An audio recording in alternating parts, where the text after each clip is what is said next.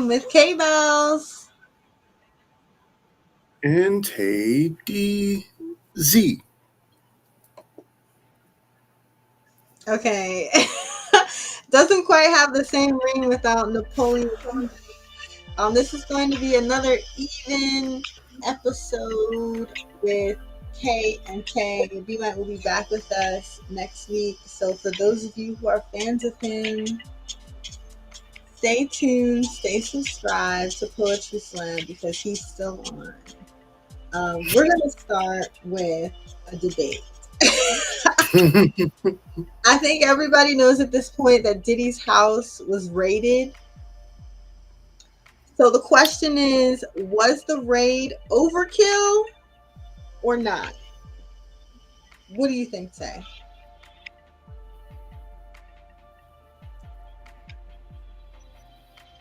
I mean, if he's like a predator, then yeah, no, it's very much needed. I mean, I don't know what else it would be but necessary.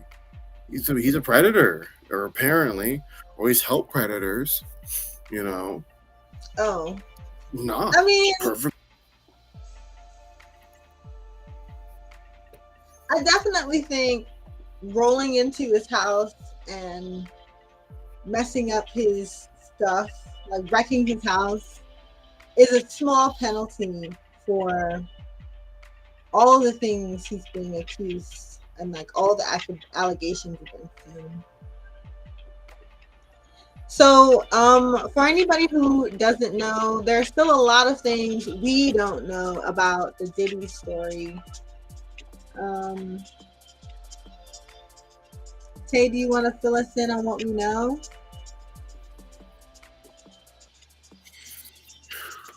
There's like a million moving parts. And the main thing that I can remember is that Diddy is being a creep among creeps when it comes to the music industry. I believe Usher even spoke out about something involving, I think, all I know is that Diddy might have been the Jeffrey Epstein of the hip hop world.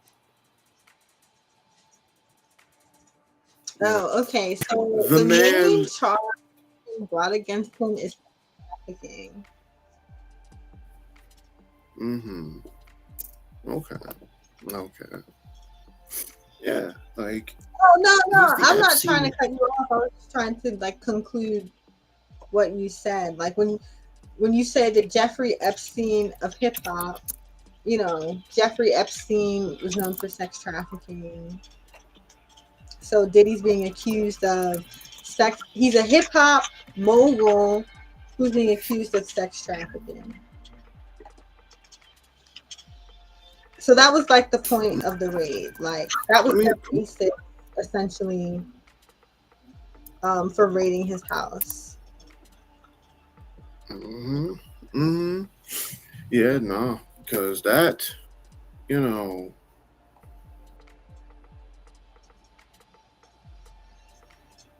the earlier we heard rumors about TD Jakes. Now we're hearing rumors about Jay-Z being involved, like, and not Jay-Z embarrassing Beyonce during.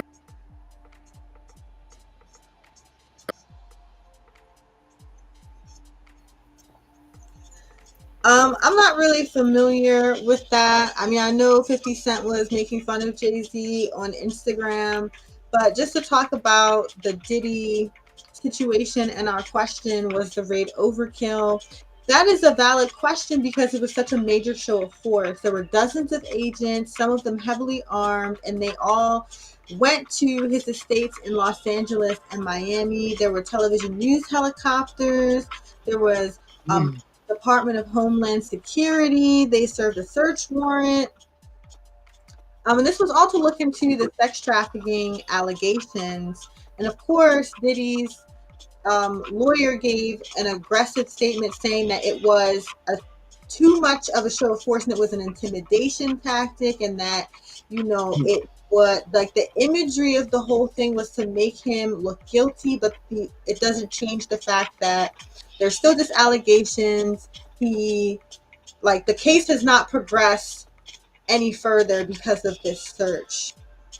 And what they were searching for were things like videos or photographs or on any devices connected to Diddy, anywhere where digital images can be found in connection to the sexual conduct that would have been recorded. So they were trying to find like some, I don't want to say some R. Kelly tapes, but it's very common for sexual predators to record, their offenses. So they're looking for the evidence to prove him guilty.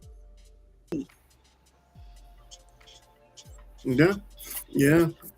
I think it was necessary. I think if it was just like one being, it'd be like, oh, okay. We've been hearing like rumblings about Diddy for ages now. Even like with his, the late Kim Porter, like she, like apparently, like she even had things. Where there's smoke, there is.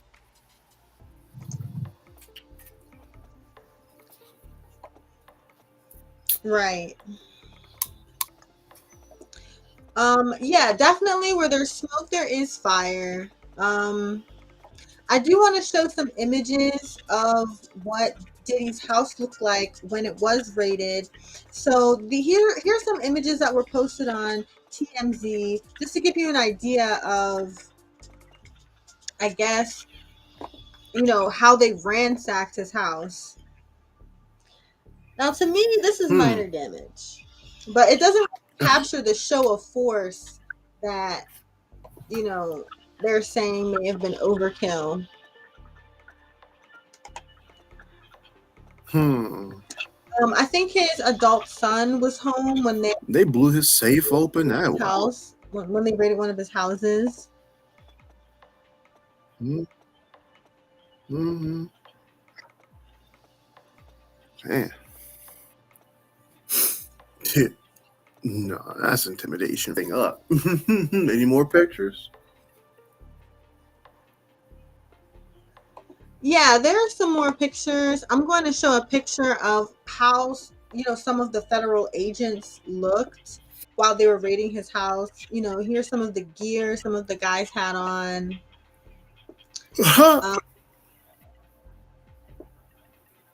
I'm trying to show some pictures. Like here's an image of how they looked going into one of his properties. See somebody on the side is detained, probably somebody who was in his home. So you see they have on like raid gear. So to a degree, the lawyer does have a point. Diddy's lawyer does have a point when he says it was an intimidation tactic because, well,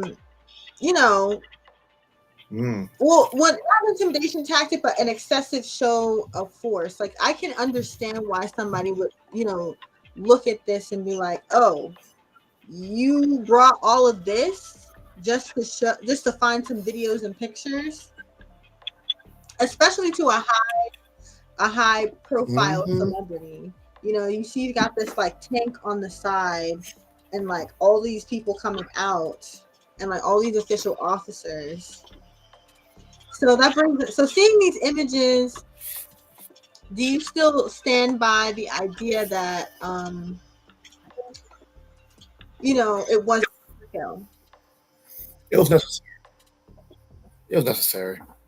I still say it was necessary. I think in order to declare it unnecessary, you have to show me some level of innocence.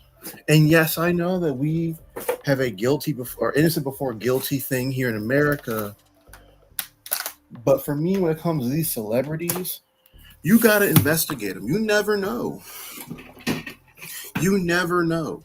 These celebrities at this point, they're all sorts of messed up every now and again, man.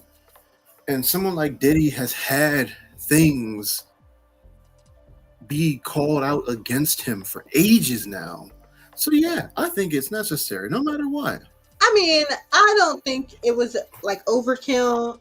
I mean, I'm sure the people who were his victims or are accusing him definitely feel very embarrassed, felt very intimidated by him. So, federal agents going in to wreck his house and, detain whoever was in there. Hey, it's got to come around eventually.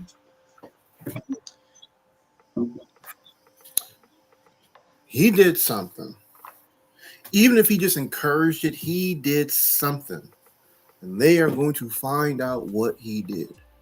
Whatever Absolutely. it may be. So you're listening to Poetry Slam with Bellz. Please subscribe to Poetry Slam on all of your social platforms for Poetry Slam with 2 M's. And of course, we've got to get into some poetry. Tay, I encountered an article that inspired me to write a poem for which I have titled The Plague of Joy Thieves.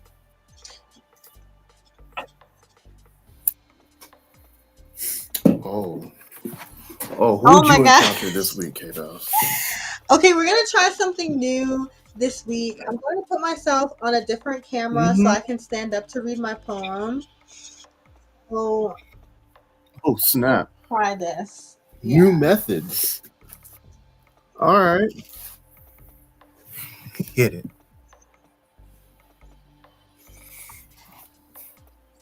I'm telling you, it would be nice if you told people about the article. Or I kept the show going while I was doing that.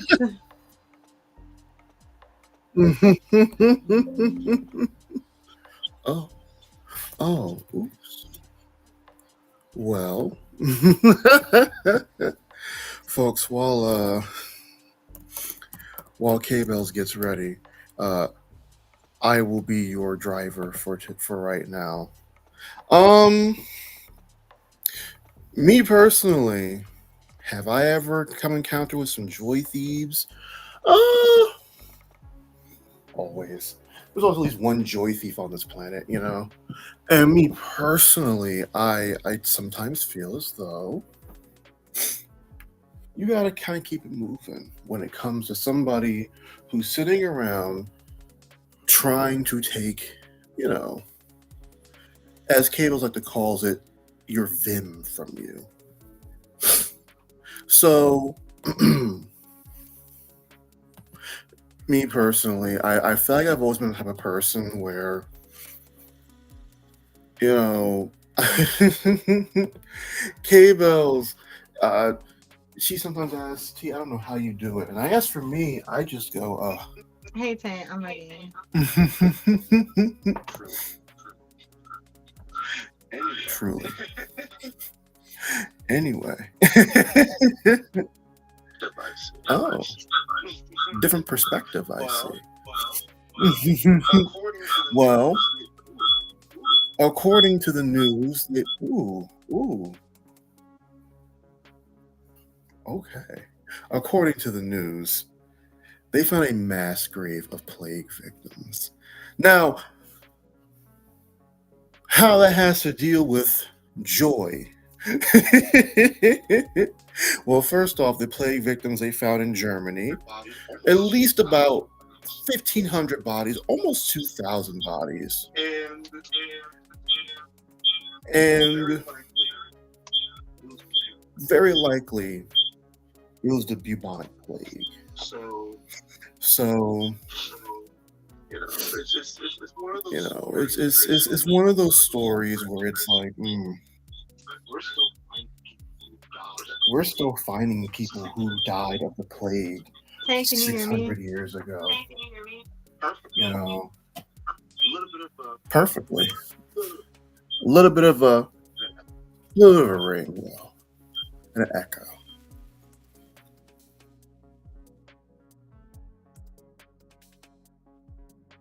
Okay.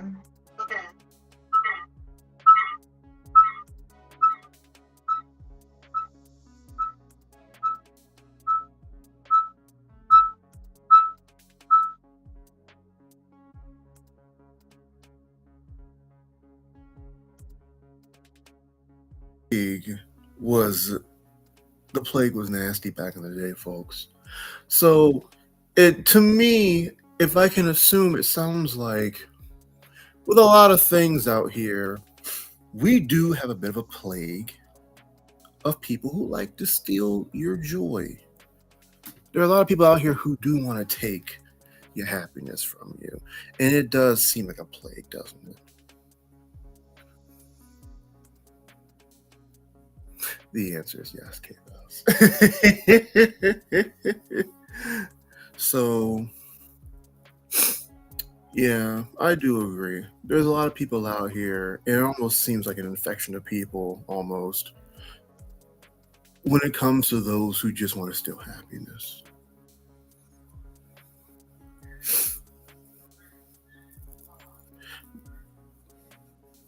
K-Bellz.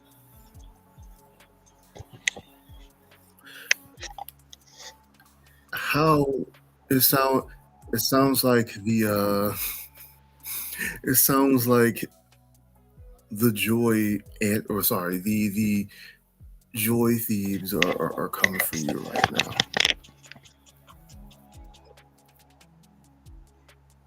Now it looks like there's a plague of That's why we're here, because he knows how to. Oh, okay. Like, he would know how to make a second camera. Because I just tried to add. Oh, wait a minute! I have an idea. Hold on a second, Tay. Just keep it going for like a little bit longer. Because, Sure. Yeah. Hey everybody, it's TayDZ here. Yes, it's my show now. You can just ignore. Exactly. Here we go. Welcome to the Slamm with TayDZ. Right here, right now, we're going to talk about something a little fun.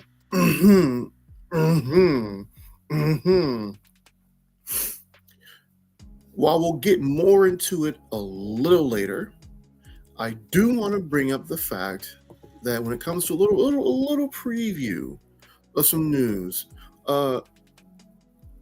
Cowboy Carter did come out. And while I'll talk more about it a little later, I do want to say, as much as it's been talked about by people like Isaiah Banks, that Beyonce is doing white people cosplay, I will say the album sounds nice. You know, if you are a fan of country music and you're a fan of like soul music,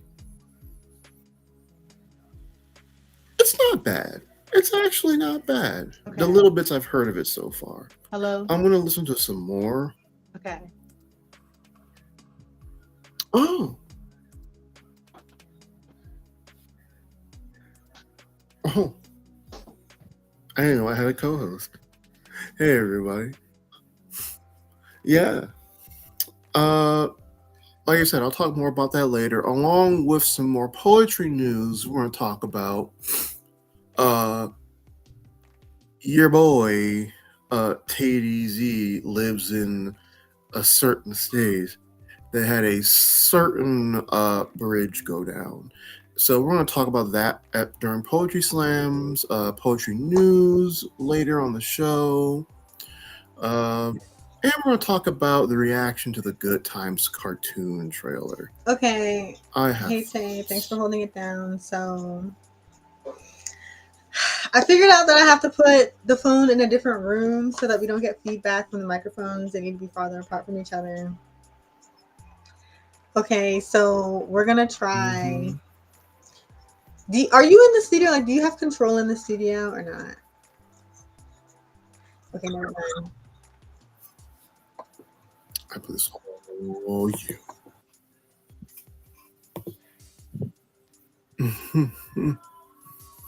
As we wait for K-Bellz to get over here, I do want to say that stay tuned next week as well when Mike comes back. I don't know if you're still talking, but he's gonna say some funny things. let's just do this, please.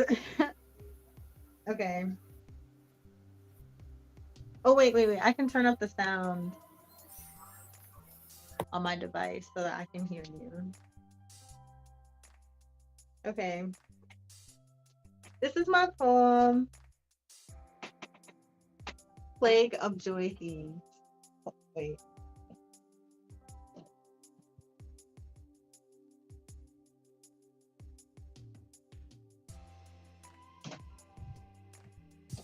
Sorry, I had to mute my computer. Okay. Hope you can hear me. Yeah. Plague of Joy Thieves. Joy Thief took the long route in the hallway to avoid me. Don't speak. Fake friendly foe, keep that disease. All my happiness blocks your dis-ease. This smile serves me and defeats all the likes of joy thieves who weak wave through windows like, Mom, please go. Don't worry, I won't ask a thing. And by the way, I'm a professional at protecting from pretend pleasantries. Fools are afraid, ignore the truth, then spit ignorance to drown victims in the pit. Friends are fearless. Learn the real to heal survivors of serial smirkers, grin grabbers, laugh lynchers. We are living in a plague of people who steal others' joy. Lock your light. Their misery is malignant. Hey, Bellz.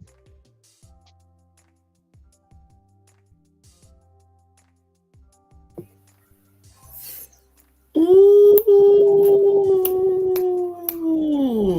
okay. Laughter lynchers. What the alliteration and like the phonetic, like just the phonetic combinations you were using, K-Bellz. You sound like you was a little angry. What's going on? Well, I'm trying to be a positive poet, so it's about it's about protecting your joy. You know, that's a positive thing. Like protecting your peace, protecting your light, what's good inside of you. Like, do not let the negative destroy your positive.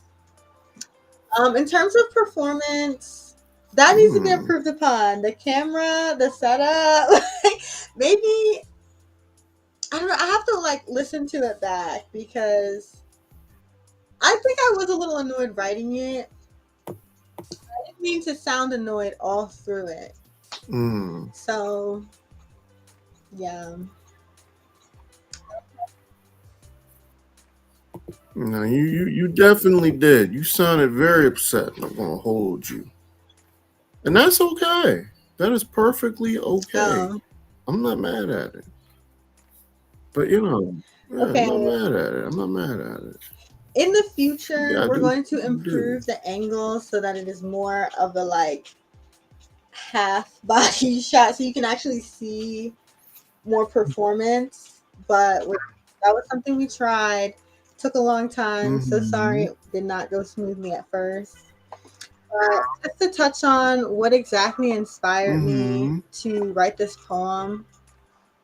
There were people this week, you know, just with little things. It just seemed like you're not matching my joyous energy. Like, I'm just being nice to you, but it's like you're trying to say and do things to, you know, dim my energy. It's like, just be happy. So I was sort of on a vibe this week of there are people out here who are just trying to, you know, steal your joy or just dim your shine, make you a little less happy, even if you're walking down the hallway, just having a good day. Like, some people just want to play hard and ignore them. So this article is about archaeologists cleared the way for a nursing home, but they found a mass grave of plague victims.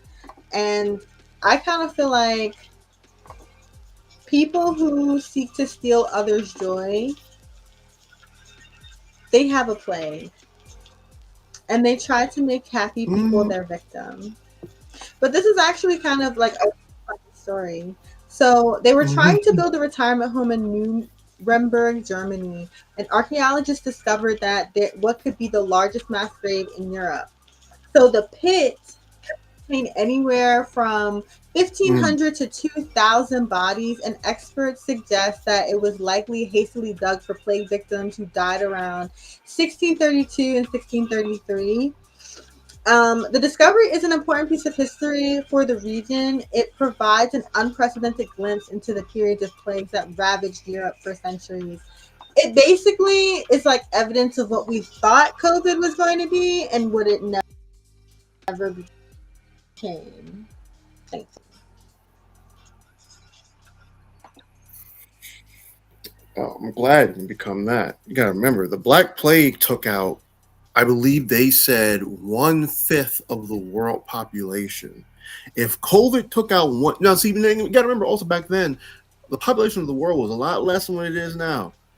Taking out 1/5 of the human population in 2020 would have been like 1.5, if not 2 billion people. We didn't need that. That would have been a massive, massive loss of life. So I'm glad COVID did not do that. That's the one play. Yeah, absolutely. So this was kind of, I guess, to them a random discovery. So in 1634, a plague killed like 15,000 inhabitants of Nuremberg during that year. And Nuremberg, like a lot of medieval cities, had a dedicated plague cemetery. So this collection of bones was found outside of the cemetery. So it suggests that burials needed to be conducted in a short enough time frame to warrant like a Christian burial. But maybe these people were forgotten about. Maybe they were like, no, it's too many, just leave them there. Like, let's just do like, okay, they're in the ground. That's enough.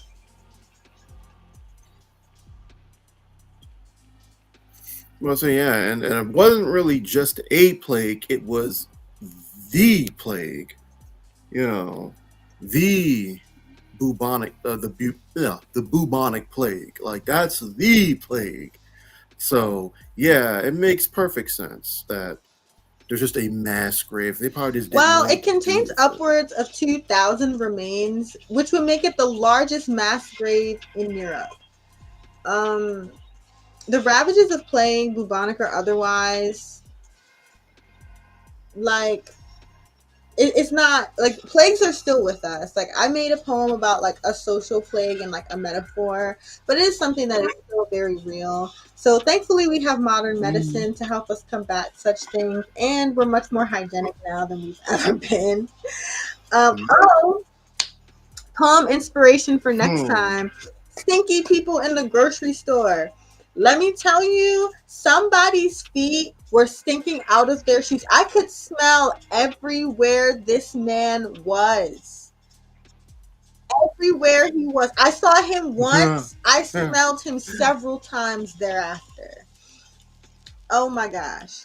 So, preview to next week. Stay tuned to Poetry Slam for Stinky Feet. Stinky feet while getting groceries. Oh my god. Oh my lord. Okay, Tay, somehow we got to the halfway mark in our show, so you know what that means.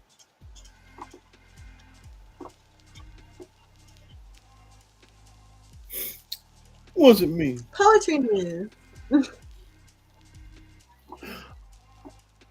See, okay. All right. Fine. Tay, You know what? I don't need a song. The song. Fine. B Mike cool. does the song. Poetry news. So I'll do the ending. Poetry news. Okay. We're gonna have to get the selection. Welcome, everyone. You gotta do a recording of them next time. But welcome to Poetry News. I'm your host of this segment, TayDZ. I bring information to you from across the sphere. Anyway, as I brought up earlier, I live in a certain state where a certain bridge certainly went down. The Dolly cargo ship crashed into the Francis Scott Key Bridge in Baltimore, Maryland. Which, by the way, just so you know, I'm from Maryland because I call it Baltimore, Maryland. And hold up, there we go. And unfortunately, claimed the lives of 6 construction workers. However, thankfully, the ship sent out a mayday and a mayday message that was received by people on the bridge who were able, with seconds to spare, I mean literally under 40 seconds, or with 40 seconds to spare, I mean, because you can see like seconds before the ship crashes into the bridge, like there are cars still going across it at like the wee hours of the morning. So seconds to spare. I can't believe I won't I don't know how I as a driver would feel if a second after I got off the bridge I looked back and it collapsed. I'd probably have a heart attack. But yeah, so big tragic event for the people of Baltimore. You know, from the people who I've talked to who are from there, you know, it's like this big iconic bridge. Someone said it was a little shaky, but they said it was a very nice addition to their skyline. You know, I'm sure there's a Baltimorean somewhere around here who could talk about the bridge's impact more than I can. You know, but you know, I think the big point of the news I'm here to talk to y'all about isn't really just the bridge collapse. It is the fallout. And by that, I mean the unfortunate politicization of the bridge collapse. For you see, Mayor Brandon Scott performed the unthinkable crime of walking outside with a jacket on in the cold of Baltimore at 2 a.m. The devious mind that he is managed to tick off a bunch of good American patriots who then declared social war on Mayor Brandon Scott by saying that he is a teenager and not fit for the job. The reason why Baltimore is a hellscape and a DEI hire. Didn't know you could put the job of mayor on Indeed. So I learned something new from that today. The black guy won the mayor seat in a mostly 70% black city. Go figures. Who would have known? Figured, you know, crazy indeed. So yeah. But he's not the only victim of these good American patriots. For you see, the conspiracy theory community has barely, before the dust even settled from the collapse, before bodies were even found, they are, you know, the people that started. Andrew Tate said it was a cyber attack, a deliberate running into the ship. Of course, we know Andrew Tate, that bastion of knowledge himself. Who is currently charged with sex trafficking crimes in like 2 countries. So, you know, good source of knowledge. You know, Marjorie Taylor Greene says we need to investigate it for possible terrorism. Mind you, everyone with a reputation, like, you know, law enforcement, from local to the FBI, have said that there is no wrongdoing. Hasn't stopped anybody though. Marjorie Taylor Greene thinks it needs to be investigated, and the creator of The Wire has been going off on these people. Like, he's had enough of this. That is his city, and David Simon has the creator of The Wire and of course the Homicide series. He's like, you morons need to shut up about my city. I am tired of you talking about my city. I am tired of you talking about things you do not understand. His words on Marjorie Taylor Greene he asked her, "Are you intentional or just an accident?" And then proceeded to call her a complete submoronic pratfall of a human being. I'm using that for something. Trust me. So, yeah, it's all I have to say about it really on my end is if you truly think that a terrorist attack happened with this ship, why do you think they warned anyone? Why would a terrorist put a Mayday response? What are they, like friendly terrorists? Like, what is this? Do you think before they got on those planes that the 9/11 attackers were just sitting there going, wait a minute, let's get the World Trade Center evacuated real quick, just in case. I'm a terrorist. I'm a monster. Like, come on now, terrorists don't think about that kind of thing. Like, let's use some common sense, just a little bit. But I digress. Bellz, did you have any thoughts on the topic? So And first, even I'd just like to thoughts say on the bridge Brandon itself? Scott is 39 years old. I feel people are so vocally critical of him because Black people are critiquing him, and I feel we are each other's harshest critics. And really, it was between him and Sheila Dixon for mayor. It was a tight race, and Sheila has yet to win since she was caught stealing gift cards during her last mayoral her last mayoral position. So I don't mean to make Brandon Scott seem like the best of a bad situation. No. But I will say that he's 39 years old. He is young for a mayor. In previous years, we have had older mayors. In terms of somebody saying that he was hired to fulfill a diversity requirement, absolutely ridiculous. He was elected in a predominantly Black city that has had Black mayors for decades at this point. So there's that. In terms of your opinion to all he did was go out in the cold of Baltimore wearing a jacket, that sounds funny to me because I already know that Baltimoreans just don't like him. Like, they think he's inadequate. They think he's a poor rhetorician. Personally, it wasn't until I saw people criticizing the way this man speaks that I realized, oh, being a great rhetorician is a huge tool for getting elected and winning people over. Like, that was a huge tool for Barack Obama. Like, he is an awesome rhetorician and people admired him for that. But because one of Brandon Scott's weaknesses is he does not speak well, people just seem not to take him as seriously in his political position. In addition to the fact that he is young.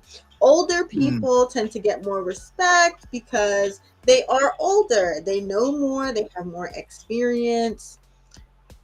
So on.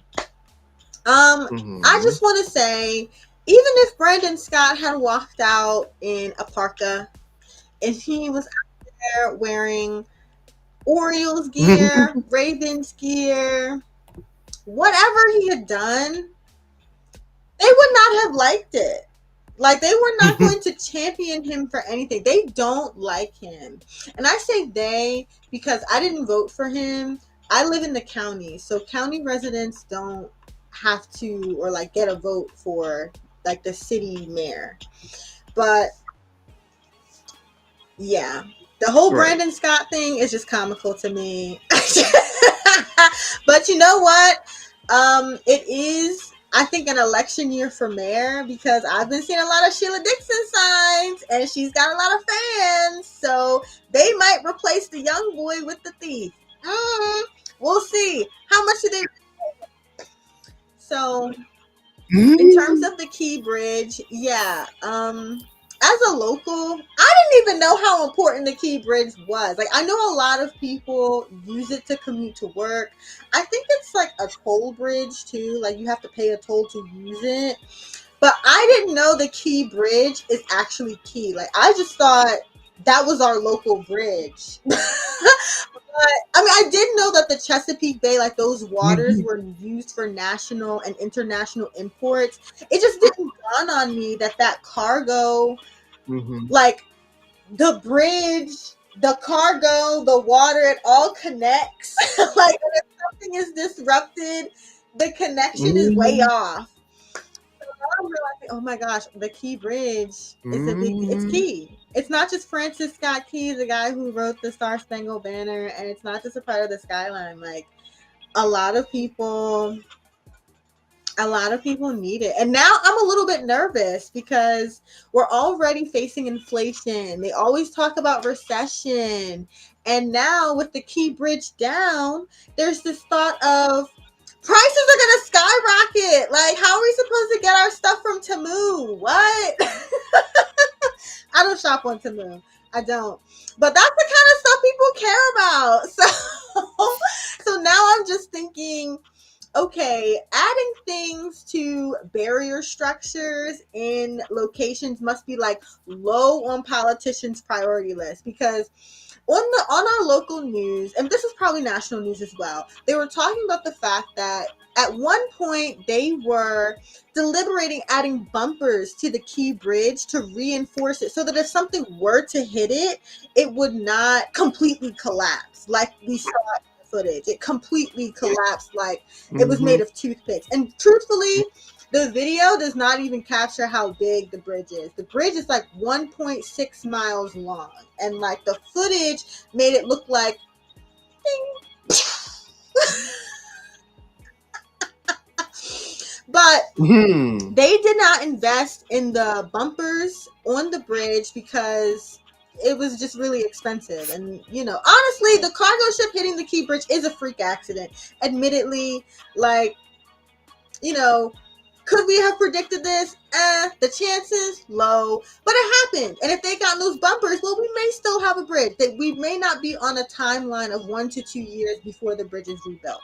But that's what we're on now. And the situation sort of reminded me of Hurricane Katrina, and the levees broke during that storm. So all of the water that flooded into the lower Ninth Ward and like surrounding business areas were severely damaged because their levees gave out. And when engineers assessed it, just as engineers assessed the Key Bridge, they were like, well, we could have built this better so that this didn't happen. And when they rebuilt those levees, they didn't rebuild them much better. So I'm hoping that when they rebuild the Key Bridge, they build Mhm. it better. Maybe they'll actually put those bumpers on. But it seems like when politicians get into office, things like the infrastructure of the place just falls down to the bottom of the list. And that is mind boggling to me because very recently they have put traffic cameras, more traffic cameras in the city, more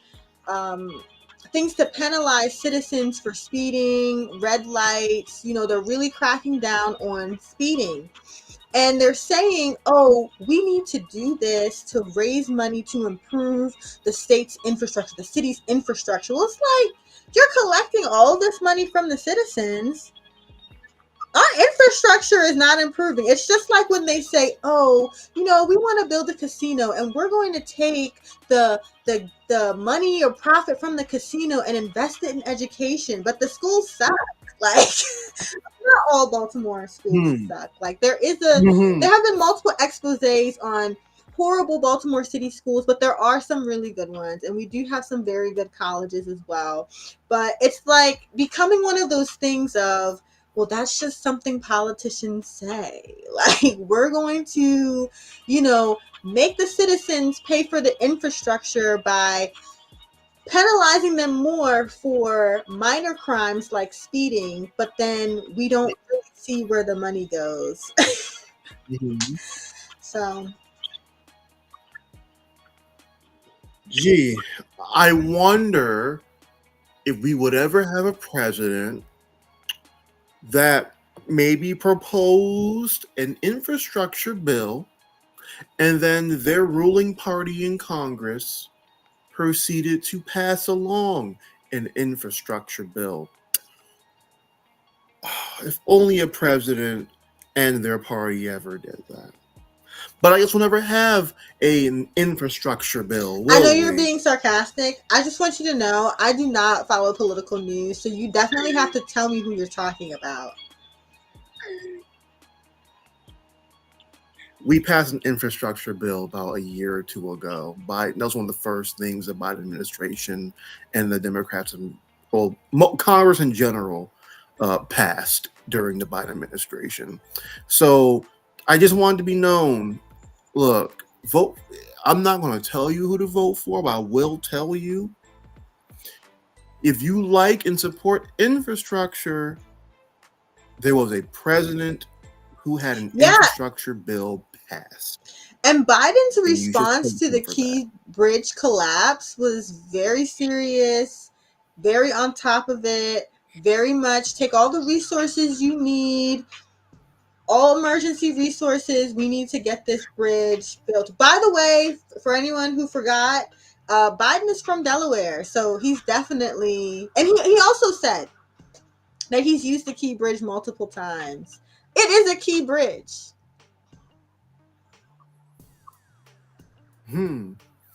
Yeah, so hopefully within the next 3 years it's rebuilt, and it's, making the Baltimore area, right where that Domino's factory is, that Domino factory, right where that is, hopefully it makes it look pretty again. But I don't think yeah. I don't think the Domino's sign is in the same part of the skyline that you're talking about. I saw a picture. I saw a picture, and it had the domino. I saw a no. I saw a picture that had the Domino factory sign, Domino Sugar sign in front of the yep. I see it right now. You gotta share your screen. A part of me is thinking that was cropped in. No, unless they crop this bad boy in, I'm going to show you right now. I'm not crazy. Let me see it. I'm not crazy. Right here. Oh, okay, yeah, you're right. That's a different view of the city though, because usually when they show shots of the city, it's from the side. That is definitely from like a helicopter, like a straight one shot, like with the helicopter. Like that's a shot that they would put like around a pencil holder. But I feel most shots of the skyline don't include the bridge for real. Like it's closer to the buildings. The picture is like, wow. Either way, that bad boy look clean and it look a little scary. So for now, see you later, Francis Scott Key Bridge.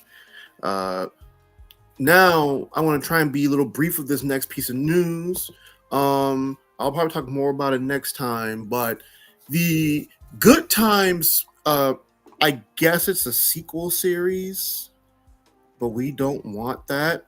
It's a cartoon, and oh boy, all the coonery buffoonery that you ever wanted in your black animated sitcom is right here. We have a working mom who probably works like who's like working like some big job, who she's actually probably the least coonish part of it, but like she's also praying to Black Jesus and for specifically calling her old sweet colored Jesus. You have your overworked, underpaid father figure character who is a little dim-witted and is borderline abusive and dumb. You got the son who's a moron who apparently is so, whacked out and ghettoed out that he absolutely is still in high school despite being like 20 or something. Apparently he failed the 10th grade like 3 times. Uh, you have a daughter dating guys who are probably like 3 times her age, but I guess she's also the least coonish part of the series because she's apparently, a black revolutionary type character. And then, of course, because Seth MacFarlane produced it, you have to have the baby who does adult things. He's a drug dealing baby. So I've got to know about the teenager. How is she revolutionary? I barely know. All I know is that in one point in the series, in the trailer, she holds up a fist and goes, "The revolution will not be televised." So my assumption is that she's a Black Oh, Panther maybe type it's to make girl. fun of the girls You on know, Twitter, trying to make a stand. Or like social media. maybe, I don't know. Yeah, this scene specifically. Using social media Yeah, to like no, push your it's. point and like use your I'm not. voice. Like I feel like that imagery is very much lift up your voice. Hmm. I mean, she says a very classic. She says a very legendary black line: "The revolution will not be televised," which comes from a famous quote from a speech, I think, like from like the '60s or early '70s. But yeah, so it's gonna be one of those shows. Yep, there goes a drug dealing baby. He's a drug dealing baby. He is in a stroller. He sells dope and weed, and apparently he's obsessed with I mean, it's boobs. kind of cool though, because like And we have rappers the only named the baby. oh, before you say that, the only funny part of the trailer is when this baby comes in contact with a car of 3 rappers, and he goes, "The baby, Lil Baby, and Baby," which Birdman, it's Birdman, and I chuckled. That was like the funniest thing out of that whole debacle. Black Twitter, black social media, the blackosphere of the internet is not having this. It looks like there's some black love in it though. No. Okay, you have to look at the trailer. You're looking at Looking pictures. straight. You're looking at pictures. You need to see the coonery buffoonery. Okay, let me just say I haven't watched many episodes of the original Good Times, Mm-hmm. but I do know that it was about a family, living in like Section 8 housing. Like they were poor. I feel like I'm saying a bad word by saying that, but they were like in the context of the story, and they lived in the ghetto, but like the sitcom, it did have jokes that referenced that, but it wasn't all about that. Like they were still, I guess, people, like they weren't all like a satire like that, The right? biggest thing about Good Times that this thing does, that this sequel is not getting, is that these people, at most you could say JJ was a caricature, but he only became a Yeah, JJ was the caricature. funniest though, but he was like the extreme, I think, comic relief. Like And it he was like he's a trip, but like, and the rest of them are like reacting to what a trip he is, and that's a part of what made it like funny, because it was like, oh my gosh, here's JJ. But if every single character is a caricature, it kind of destroys, the effect. And like exactly. I want to talk about the subtlety of like the comedy of the fact that they live in the ghetto, right? I Mm-hmm. remember one scene where the daughter, I don't remember her name, but I Mm-hmm. think she wanted to get a goldfish as a pet. And the mom Mm-hmm. was like, "No, we can't get a goldfish as a pet. Like we can't, we can't feed him." And a part of the joke was, They can't afford to feed him. Like, you know, there's enough people living in the house. Like a goldfish, no, like that's not something you get. You don't get pets. Y'all can't, like, that's what trips me out about it. You know, you nailed it. You nailed it on the head. JJ was funny because he was the only one. Like, yeah, the rest of them can be funny. They have their jokes, but JJ was the only like comedic relief on the series. And Good Times is a very grounded show. And at the end of the day, they weren't, you know, there was a reality to the show. The show dealt with real themes. Like Norman Lear, one of the greatest TV comedy writers and producers of all time, if not the greatest, you know, one thing he really knew how to do was show off black people with dignity. You know, yeah, okay, Sanford and Son were poor, but like they weren't poor, you know, and like freaking jokes. Like the joke wasn't that. Yeah, sometimes the joke was that they were poor, It but was the context. Was that yes, they were poor. yes, being Yeah, poor was still a bad thing. Being poor it was sucks. it sucked, and not just Yeah, that. goldfish. Yeah, that sucks. They were still humans. At the end of the day, they were still humans. Like you still had to. They still had a dignity about them. You know, like JJ was dumb, but he wasn't like held back 3 times in the 10th grade dumb. You know, you like James Evans, like his whole thing was he was a straight laced father character, father knows best character, and at no point in the series would he have ever been played as a moron or as like a drunk or as like someone who was yeah, he might have been quicker to anger, but it was, you know, he was always trying to protect his family. He was always a good father figure. He was never the butt of a joke, at least in a sense that how they're showing all this father figure in this one, who's apparently James Evans' grandson. I don't know. It just feels, and we as black people, I know we're trying to get away from the slave movie. Good. Can we also get away from like, look at this nonsense? Come on now. Like James Evans would not be doing this. Like, can we get away from comedic coonery as well? Like, do we have to always be like, do all black jokes have to center around us being hood and ghetto? Like, and which by the way, the producers on this show, Norman Lear's listed as one. Granted, I'm sure by the time they greenlit this show, he was already senile. The man died like last year. The animation looks terrible, by the way. Steph Curry, because they had to find an acceptable black for it to not look bad. Steph Curry, yes, Steph Curry is listed as an executive producer on the show. Are you calling Steph Curry a coon?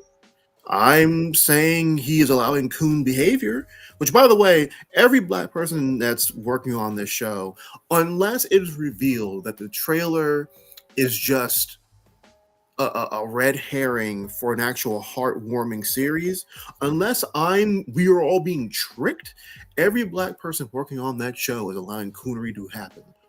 Wanda Sykes, you are allowing coonery buffoonery to go down if you are willingly being on this show. Steph Curry, I forget what, Jay Farrow, you know, I can't remember all the names that are on this show, but yeah, you are allowing the coonery buffoonery, and of course Seth MacFarlane, because like I said, baby doing adult things, and he already tried it before with Rollo from the Cleveland Show. Like the baby in this show is just a more advanced Rollo. So yeah. Hold on a second. Let's just pause for a second. So first, we have to watch the show, and we have to compare it to Boondocks. We definitely have to do that. I think that'll be fun. What do you think? That's like asking me to compare, like, Beethoven and Chopin to a cacophony of fart noises. Like, come on now. Come Okay, on. okay. So Compare to the Boondocks. how humor is used in Boondocks and how humor is used in the Good Times animation.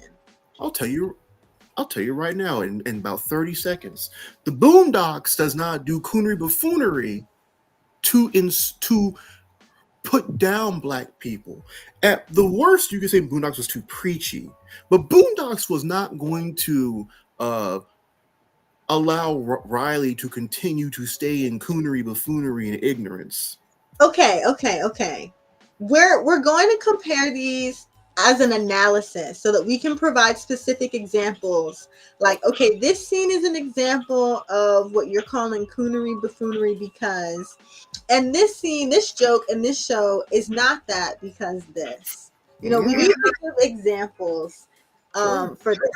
And also, I want to bring up the point that Good Times was a live action and it was Mhm. adapted into an animation, a cartoon. So, cartoons, because of their format, you have to be more exaggerated. Like, it has to be snappier than like a real like live action. It's a different format. So Mhm. it makes sense just considering the fact that they changed that aspect that each Mhm. character is a caricature, like it's an extreme. Because Mhm. even comparing the Avatar live action and the cartoon, while they were able to do so much more in the cartoon just because it was a cartoon, but also with the characters, the personalities were written in an extreme just so that you could get it quick. It was entertaining to kids and adults. Like I still watch Avatar like on repeat. But because it's a cartoon now, like they have to write it differently. I'm not excusing them for making like the caricatures that they made, but I'm Mhm. saying it explains why there are extreme examples. Like they could have picked other characters Mhm. and that probably would have made it a lot better and would have gotten our stamp of approval, but because they picked like these seemingly ridiculous stereotypes, it's less fun. Yeah, and that's the core of it all. The humor is lazy because they're just doing black stereotypes. That's Oh, that's the main thing. It's a lazy. It looks like a lazily written show, oh my honestly. gosh. So maybe if maybe if. By the way, spoilers for those who never watch Good Times. At the end of the series, no matter at the end of it all, the Evans family got out of Section 8. They left. They were able to move to a better neighborhood. They Out of section eight, out literally of section eight, out of section eight, out of section eight, they ain't put no more, so they ain't put no more, no, they gotta go, fish, they gotta go. through all their suffering, they left Section 8. Florida Evans, which by the way, in the middle of the series, James Evans, the father character, passes away in an accident, and Florida finds a new man, and she marries him, and she moves her family out of the ghetto, out of the hood. They move to a better neighborhood. Yeah, I think that was Why? one of the central questions of the show though. Like, can they get out of, not can they, but will they get out of the ghetto? Because like that was a theme like through the whole show, like the circumstances they were under. So it makes sense But that they but here's the finally thing. answered it. But here's what's the problem though. If they moved out, why is it that, which apparently this is JJ's son, by the way, the father character is JJ's son. Why are they back in the ghetto? Oh, because it's an adaptation. That was 55 years ago. We're trying to, in present black folk, we're trying to build generational wealth, but the creators of this show want to remind that we are still in generational poverty. They're like, you thought you progressed, you're still in a regress. That's what the cartoon is trying to say. So you're telling me that the the creators of this show, which by the way, the creators are also black people, by the way, they're trying to tell me that when my family moves into the suburbs, I am destined to fall back into the vicious cycle of poverty because I am black. Yes. No, I'm just kidding. I'm just kidding. I think they probably kept that aspect in the adaptation because it wouldn't be good times without that content. Because they spent the duration of the story in Section 8. So yeah, it would have been way more creative and inventive to put them in the suburbs, but I think they were trying to like keep the theme going. You know, it would have been very inventive and creative if they didn't make it at all. Yeah. that Yeah, I agree. I think it would have been more like in touch with what black people are into now to not show black people in the ghetto. I think we want to see like shows that aren't so focused on negative aspects of some black people's lives. You yeah, know? you know, Even if it is comedy, like we don't need a black Shameless. Like bruh, Shameless worked because it's white people. I feel, me personally. I, that major part, and I'm yeah. just gonna say this, and this is my last point, bruh. But Issa Rae is one of the best black writers of our time because she writes. Yeah, sometimes she peddles in like stereotypical black humor. Don't get me wrong. I'm not saying it's always bad, but Issa Rae writes stories that just happen to have black people in them. She's not writing like ghetto fantasies or slave stories. Literally. That's what they accuse Lena Waithe of. They accuse her of writing black trauma stories for a white Right. audience. But I do agree with your opinion that Issa Rae writes black people. Like, and I feel like Jordan Peele does the same thing. He writes black people. Like, there are definitely black creators out there who just allow black people to Exist. be black. Right. Exist people, yeah. All I'm asking for, like black superhero stories that happen to have black folk in them, and comedies that just happen to have black families and black people in them. Like I'm not looking for, oh, your son need to sell feet on OnlyFans. I don't need that, but yeah. Hey, that was poetry news. Dang. Okay, now that poetry news is over, definitely subscribe to Poetry Slam because we come back with poetry news every single week. Yes. So I'm going to share another poem. Yes, that's right. We're going to try that tech setup one more time. And this is going to be a performance about signs you should stop watching a show. This is actually coincidental. I ran into an article called Signs You Should Give Up on a Book. And it had some really funny lines in it. It's not really, it's loading right now. So I'm just going to read a couple quotes of it, just so you get the idea of what inspired me. Hold on a second. Let me share my screen. Okay. So this is from the New Yorker, and here are just a few excerpts. Move, little banners. Okay. Like, I just don't like it when things pop up when I'm trying to read articles. Like, I'm not paying for the article. I think I pay for it. Actually, I'm on a free trial on my iPad. Okay. So, signs you should give up on a book, according to this article, a few are: you find yourself regularly reaching for the book to squash the silverfish in your apartment. You're 20 minutes into reading the book and just now realize you've been asleep the whole time. You wait for the book to initiate physical contact. Oh my goodness.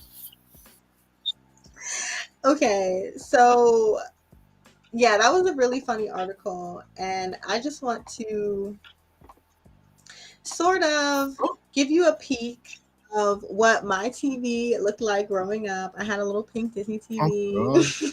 God. And I'm about to step up onto your screen. And oh my gosh. Wait. Okay, you know what? I'm just going to read poems like I normally do because I think my phone fell asleep and I don't want to go through the motions. So, All I'm gonna say is, if that was your TV cables, you you definitely had it. You have the TV I envisioned it you had. This isn't even shocking to me. That's a Disney TV with hearts on it. Remember back in the 2000s, y'all, when they decided to make TVs for kids' rooms, like little little, not really, they weren't CRT, but they were like little TVs for kids' rooms, and they were all funky looking, and you know, had little branding on it and little molds on them. I didn't have a cool TV like that. My TVs were all gray and or black or brown, but K-Bell's had a nice little TV. All right. Oh, are those composite cables? Oh yeah, I see them composite cables. Oh, she gone. Oh, I'm the subject. Yes, I am. Yeah, y'all. Oh, I'm not the subject anymore. You better hurry up.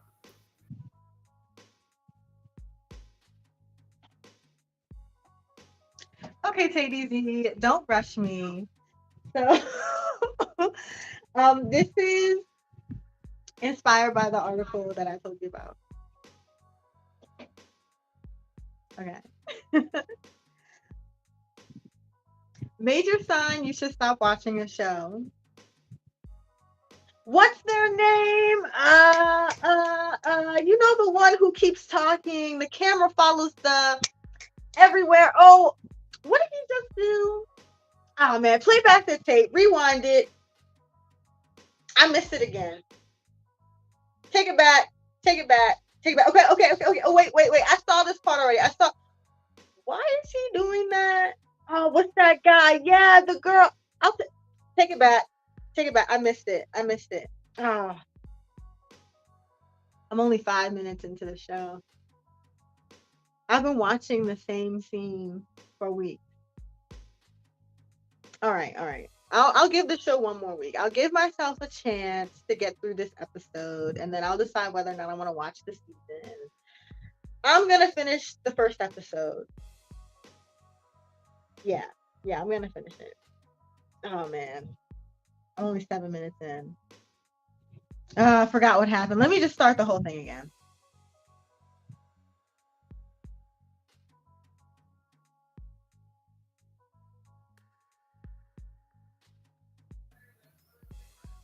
Unfortunately for y'all, they can't hear me.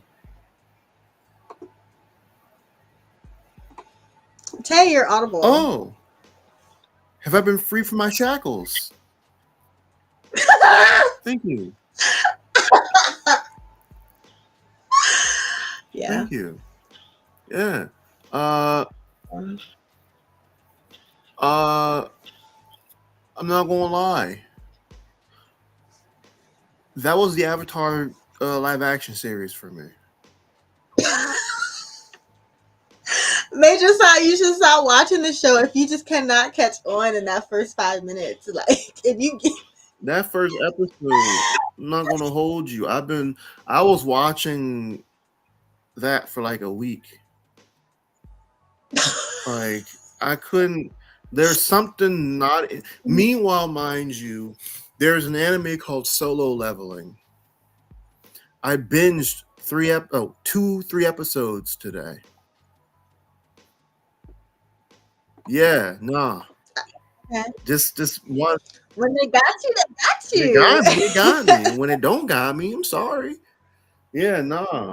You just sometimes you can't force it. Like you try, you're like, oh my gosh, my friend recommended this to me. They said this show was so good. Let me just get my mind to pay attention. Mm-hmm. You cannot, it's not, no. I try. You don't have to, there are too many shows, there are so many good moments to be had in front of the screen. You don't have to force Life it. is too short to choke down a TV show. For real. So no, I agree. It is. I definitely agree with you. As for the Okay. book, Harry Potter, Sorry. that's all I want to say. Harry Potter, that was the book for me. To respond to the article.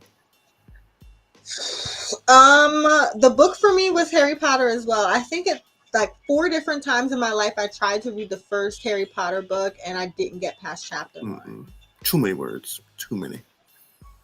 It was good. It was good. I just it didn't hook me deep enough.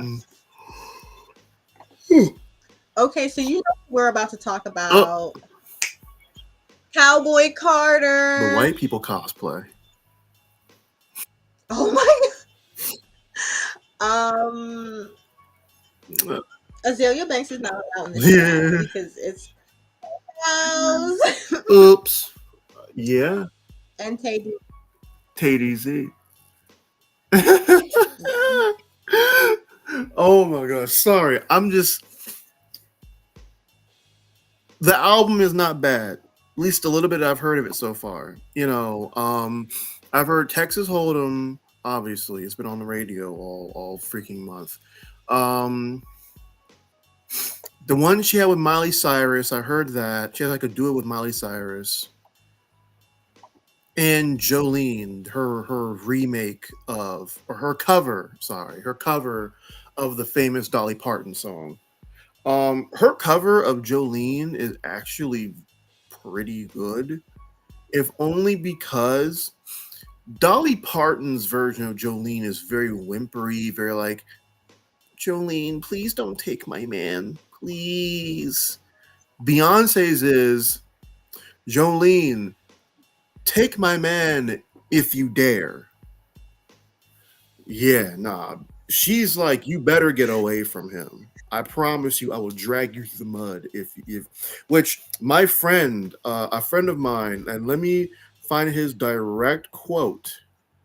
He said that he listened to the album and he liked it. And in his words, my only gripe is that she covers Jolene, which implies that there are other women in the world that will want to have sex with Jay-Z.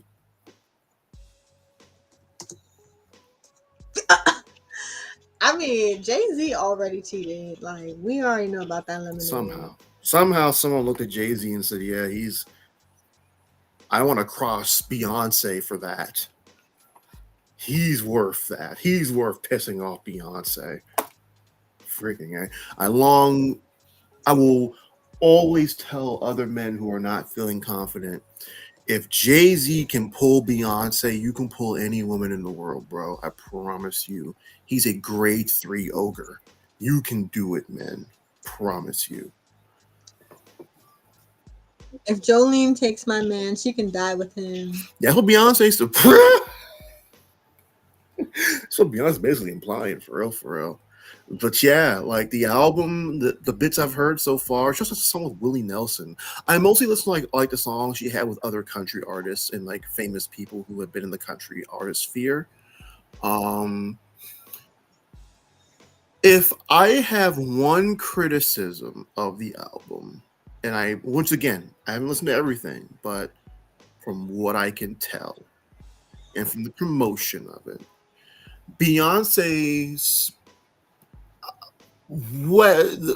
it sounds like Beyonce's reason for this album was because she wants to reclaim the country space for Black people, so that there is a scene for Black country artists. They've been there for a while now. They've always been there, but she wants to put the spotlight back on, especially country women, like Black women in the country scene. And I feel like,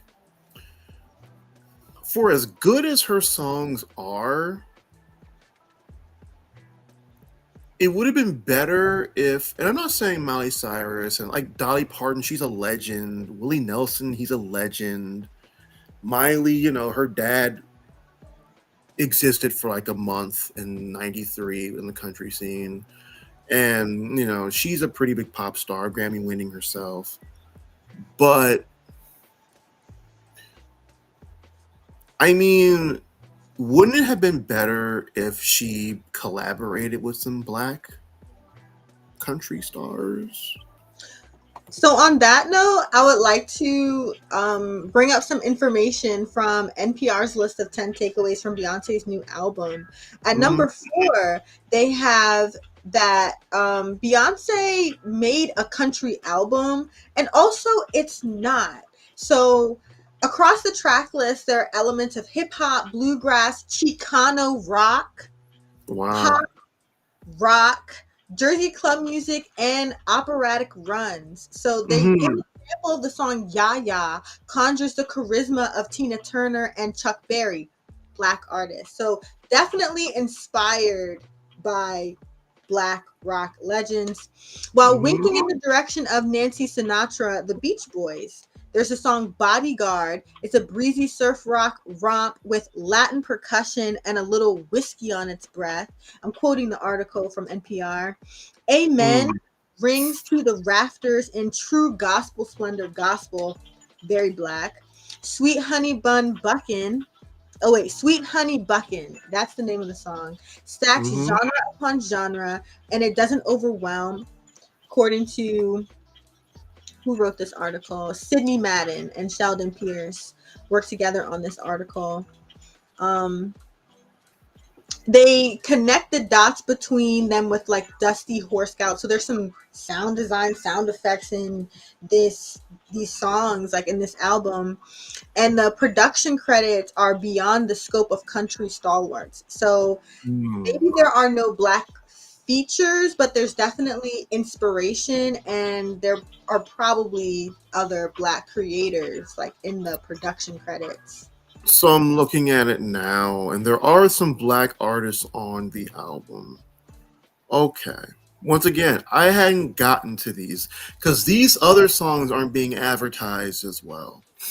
So when I was doing research initially, I heard Willie Nelson, so I listened to a bit of the Willie Nelson song called "Smoke Hour."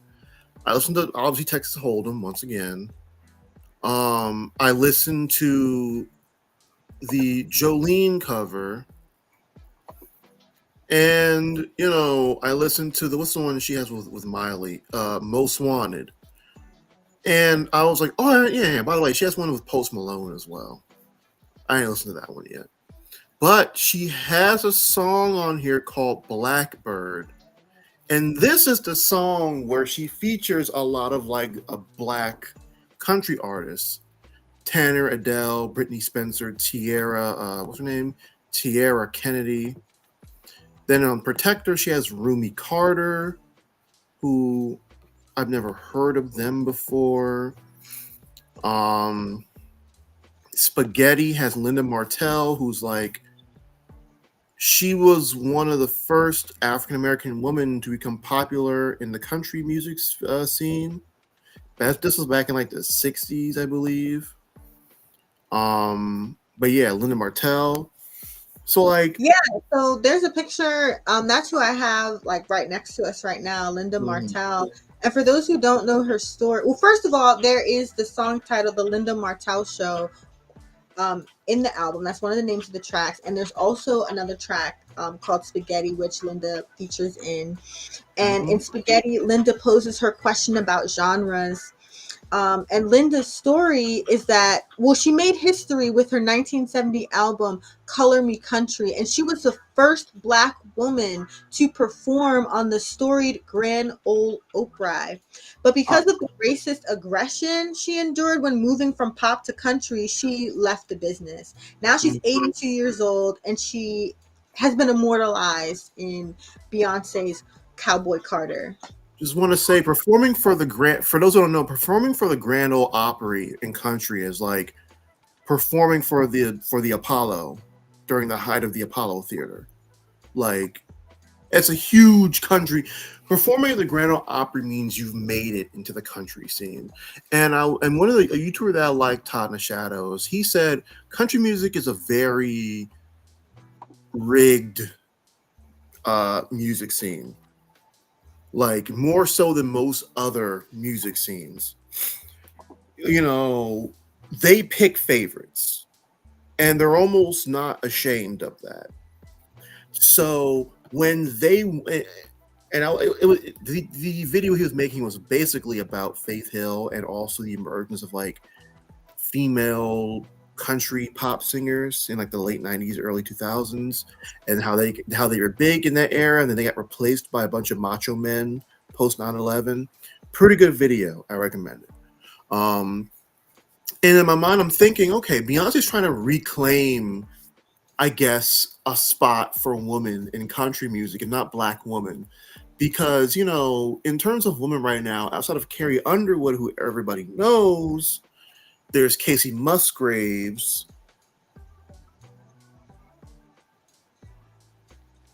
Who else has crossed over? Exactly. You know, country right. Well, at the time when Linda Martell was doing her crossover, here's some quotes from Rolling Stone. Like, at the time, the criticisms that they gave her album, they described it as, quote, a mix of honky-tonk, spunk, and heartbreak balladry, all infused with her roots in gospel and R&B. That sounds fun. That sounds very fun. You know, yeah, I feel like country is becoming popular again in like the mainstream consciousness. And Beyonce, yeah, she's trying to hop into that sphere to stay, you know, for obviously money as well, attention and money. She's an artist.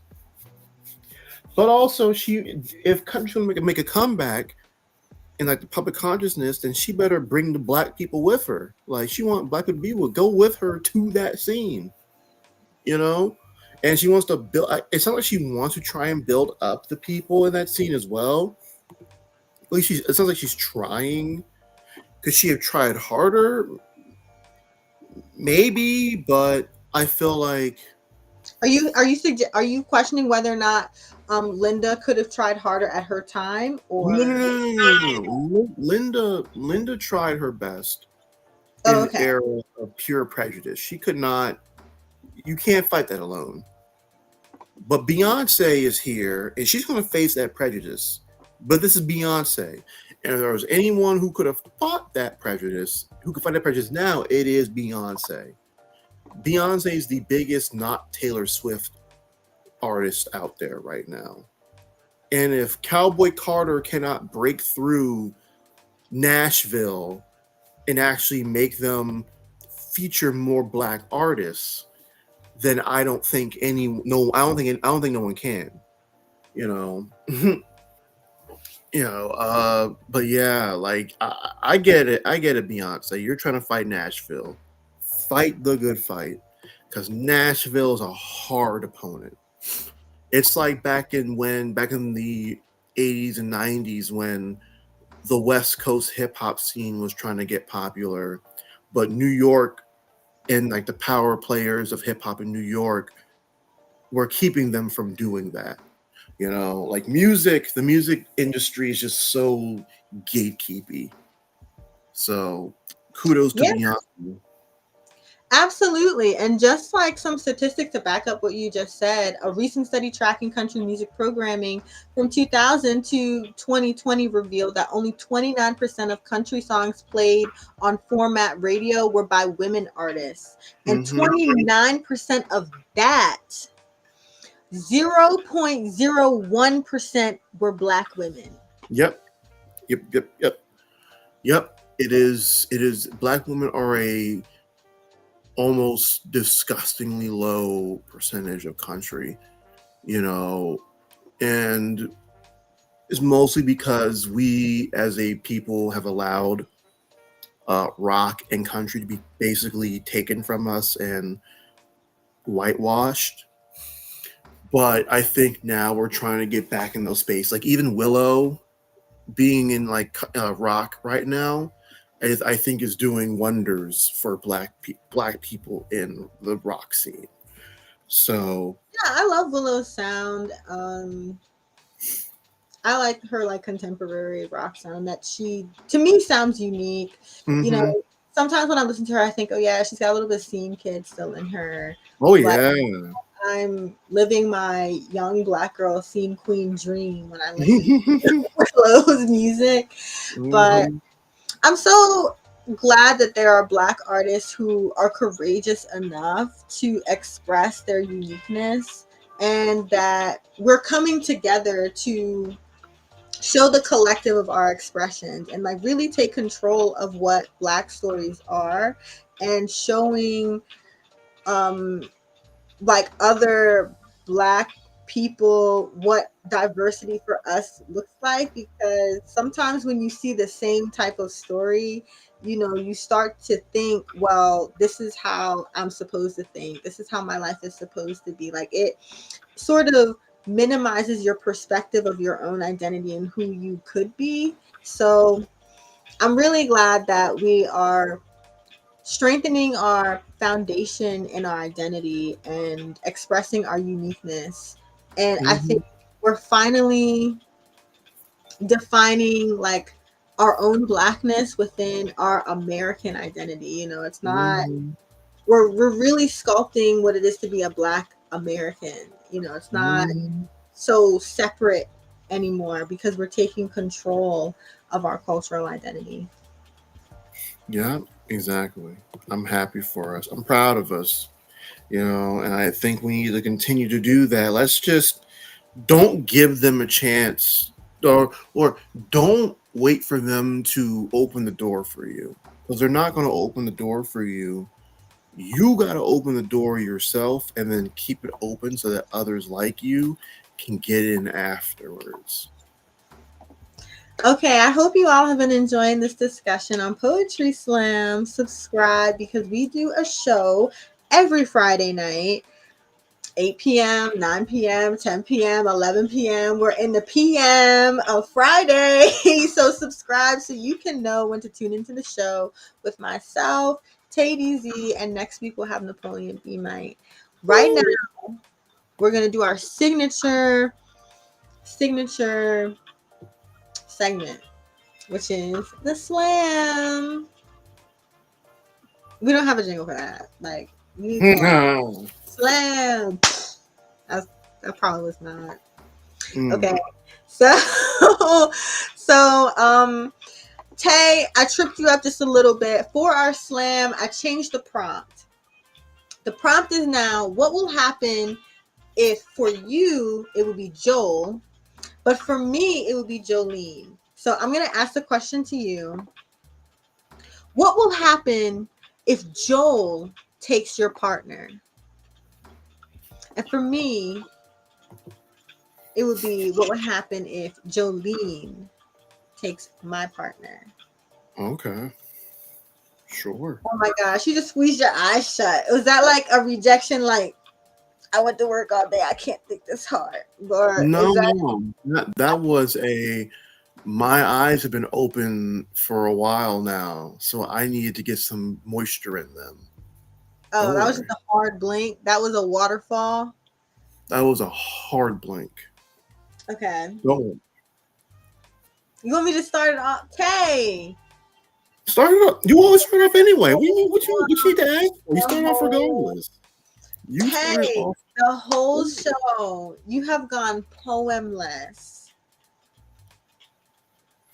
Oh wow, ladies and gentlemen, for the first time, K-Bell is acquiescing the initial start of the You slam know to me. what? I'm tired of you're getting minimized. Oh, did your sarcasm and reverse psychology work? You thought. Nice. Okay, let me cut this track because Tay's about to slam. What will happen if Joel takes your partner?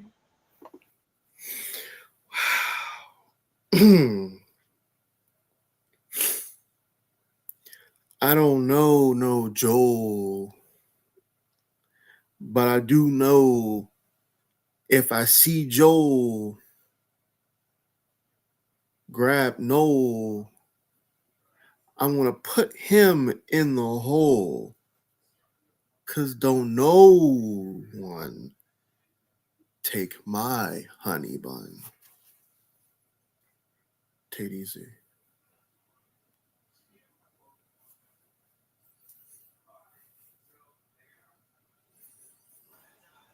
I had to unmute myself. Yeah, yeah. Let me mute you.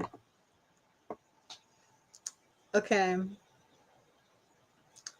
I don't know Jolene. Jolene knows me. And she be a fool if she thinks I can't see her creeping up on my man like he's some type of side piece. Girl, please. Jolene, you're about to meet me.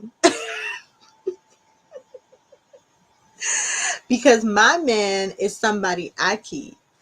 Okay, Bellz. Mm, mm, mm, mm. That's what I'm talking about. Fight for your man like Mike Tyson in the third round. Put her under the ground. Joel don't even get a chance with me. Joel got one time before he get knocked off his feet. I don't allow troublemakers up in this yard because I'm the big dog and I got a very loud bark. No way, no how, Joel. You ain't touching my girl. I'ma make sure I spin you so hard you gonna hurl. I am not the man to mess with because I defend my people. Go find your own girl.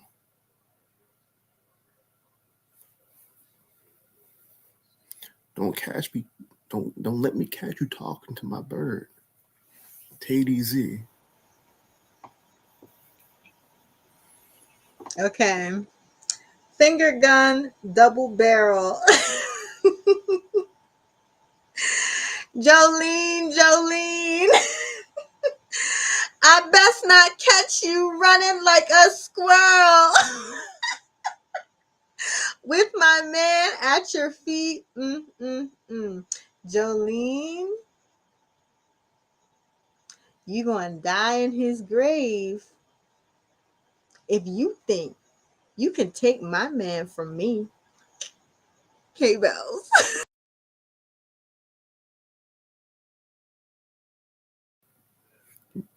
You can't take my woman from me.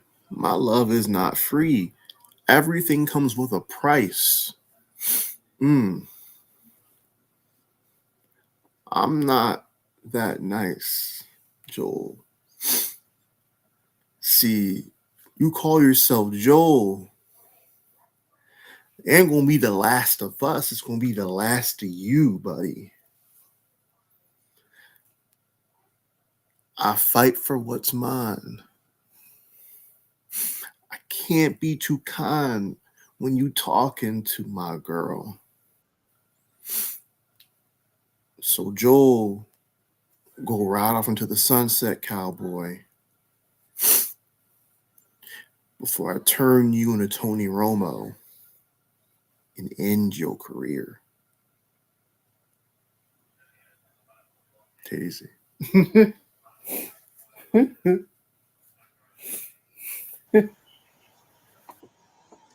Joel and Jolene need to meet. They're having so much fun sending greetings to other people as if anybody can be their side piece. Please. I just think Jolene ought to find something better to do as if she can just creep. She's about to turn my man to lemonade because I don't want to keep anybody who can be taken by somebody named Jolene. Okay, Bellz. Dang. That's crazy. It was crazy. That's crazy. Yeah, you gave him up. Yeah, because it's like if you're setting yourself up to be taken, you know what? Y'all can die together. Because he's committed to me. Like he's the one who has the commitment. So it's like you're married. Why are you flirting? You're supposed to honor your marriage. Like the person you're flirting with is single. That's true. That's true. I mean, Yeah. I don't think I don't think the optics of me killing Jolene or Joel or whatever will look good. So I gotta keep him alive in my story. I ain't killing nobody. I'm just saying everybody's gonna die and they gonna die together. Every living thing has a lifespan. Yeah, you just want to control theirs. I don't want to control. I'm just saying, look, I know it's not allowed. I know it's not allowed, but I'm stating the obvious. Everybody's got to die eventually. They're just going to die together. Right, mafia boss. Okay, well, come back for more of it next week on Poetry Slam. Thank you so much for watching. Please subscribe. I'm Bellz. I'm TayDZ. Good night.